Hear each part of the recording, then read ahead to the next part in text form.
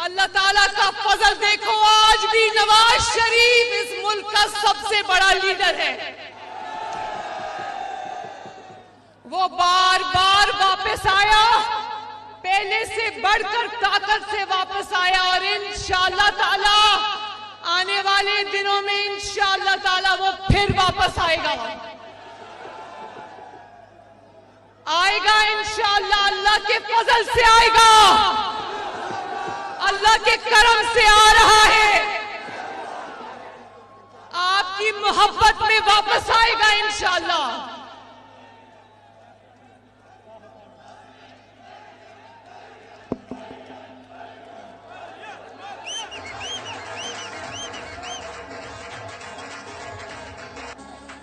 शेरों, इंशाअल्लाह मैं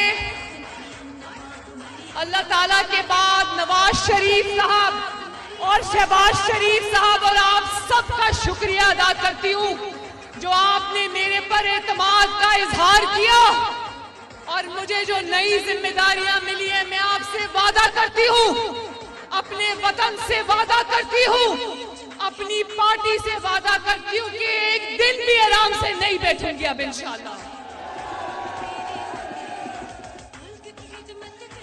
2017 में, जुलाई 2017 में जब तरक्की करते हुए पाकिस्तान में नवाज शरीफ को एक इकामा पर निकाल दिया, वो कौमी सानहा था। 28 जुलाई 2017 पाकिस्तान का बहुत बड़ा सानहा था और वो दिन है और आज का दिन है पाकिस्तान संभलने